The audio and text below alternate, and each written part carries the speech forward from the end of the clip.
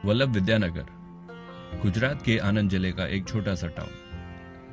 जितना छोटा ये शहर है उससे कहीं ज्यादा इसकी ख्याति। सिर्फ 7 किलोमीटर में फैले इस छोटे से शहर में पेड़ों की 80 से ज्यादा प्रजातियां हैं। कमाल है ना? लेकिन आज अभी हर रोज पेड़ काटे जा रहे हैं। वजह सड़कों को चौड़ा करने और विकास के नाम पर प्रकृति को नुकसान। कितना सही है ये और कौन है इसका जिम्मेदार? वो लोग जिनको हमने चुनकर सरकार चलाने भेजा, या फिर आप और हम जो बस खामोश बैठे हैं? एक बात तो साफ है, वल्लभ विद्यानगर चुपचाप ये तमाशा नहीं देखने वाला, और इसीलिए हम चलते हैं विद्यानगर की सड़कों पर पूछने के लिए कि लोग क्या चाहते हैं। ગલીના નાકા કને જોયું પેલું વૃદ્ધ તરુ, છે ઓળખી તું કંઈક વર્ષોથી હું જાણું છું.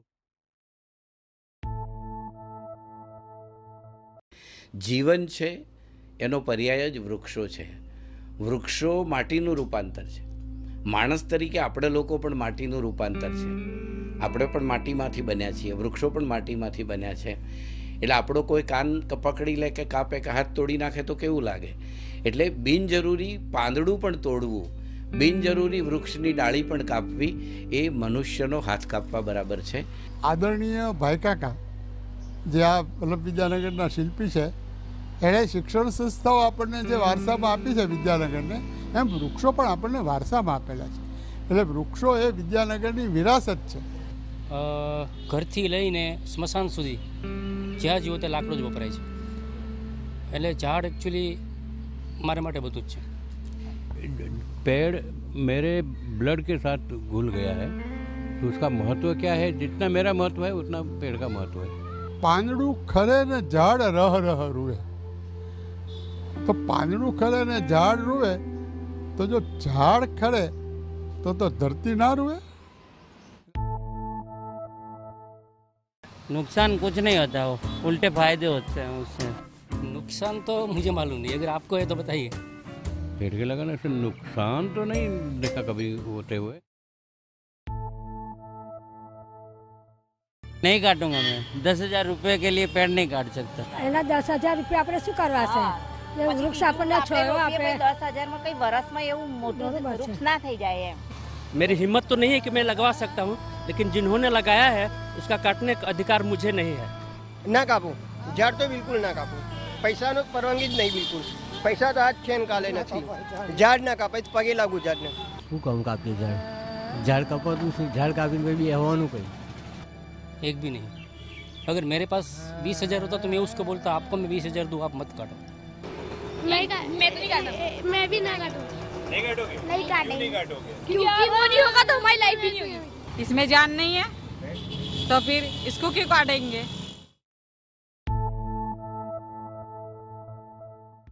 ઝાડ અમારે જોઈએ, ઝાડ ઉપર પશુ પંખી મારા કરે, એ લોકોને એ કઈ જન બચશે?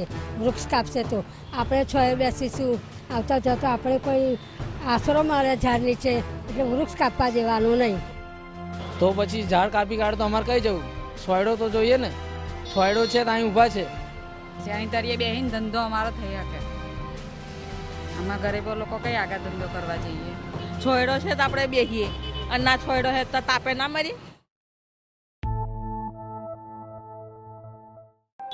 कुछ नहीं किया सर जी, बस जो करते हैं करने देते हैं. नहीं कर सकते, कहीं कह नहीं सकते. अगर कहेंगे तो कुछ और कुछ ना कुछ बोल सकते हैं. झगड़ा भी हो सकता है, कुछ भी हो सकता है. हमारा नुकसान है सर, इसीलिए कभी कुछ बोलते नहीं. તો વૃક્ષો કાપવા માટે થઈને મેં કપાયા ત્યારે મેં લખ્યું, એને માટે મને નોટિસ મળેલી અને કુલપતિ સામે મેં જવાબ આપી અને મેં મારી વાત સાચી કરીને વૃક્ષો અટકાવેલા કપાવતા.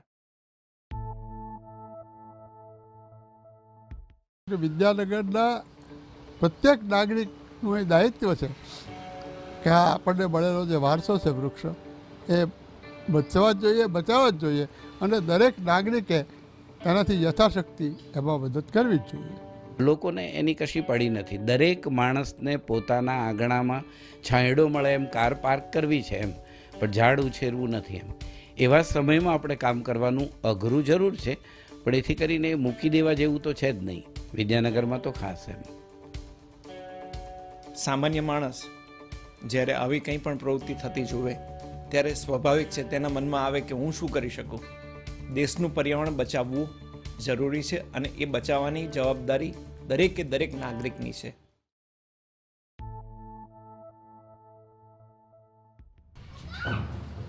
प्रकृति के लिए संदेश उनके कान तक पहुंचेगा. વૃક્ષ કાપવાનો નહીં અમારો નિર્ણય જ છે. બાજુમાં બીજું ઝાડ રોપો અને એ તૈયારી મોટું થાય તો પછી એને તમે કાપી શકો. સાઈડમાં બીજું ઝાડ રોપો, રોપી દો ઝાડ અને પછી 5 વર્ષ પછી તમે કાપો એને, તઈ સુધી પેલું ઝાડ થઈ જાય. पॉलिटिक्स का सिद्धांत क्या है? जन सेवा. तो जन सेवा तो उनके अंदर होना चाहिए, तभी वो आए, वो ईमानदार हो तभी उसमें आए, अदरवाइज वो न आए. દેશનો વિકાસ થાય દેશના નાગરિકો માટે આનંદની વાત છે, પણ એ નાગરિકો એટલે કોણ, કેટલા, એ પણ એટલું જ મહત્વનું છે. પણ ખરેખર વિકાસ છેવાડાના માનવી સુધી પહોંચે છે?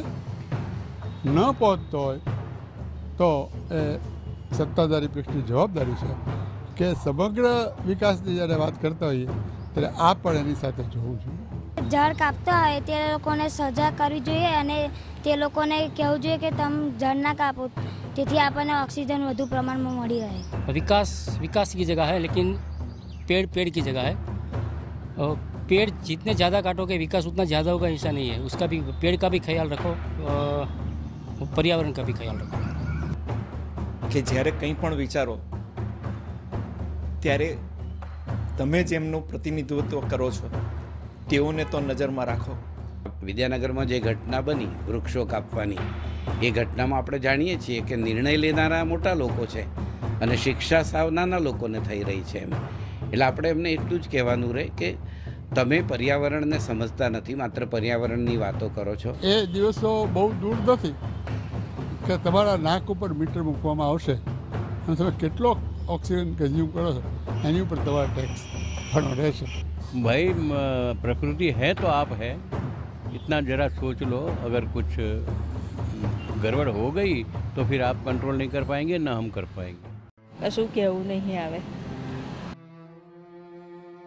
સવારથી એને કાપે છે કમિટીવાળા, સવારથી એને કાપે છે કમિટીવાળા, ગલીના નાકે જવાનું ક્યાં ગજું છે હવે, ગલીના નાકે જવાનું ક્યાં ગજું છે હવે.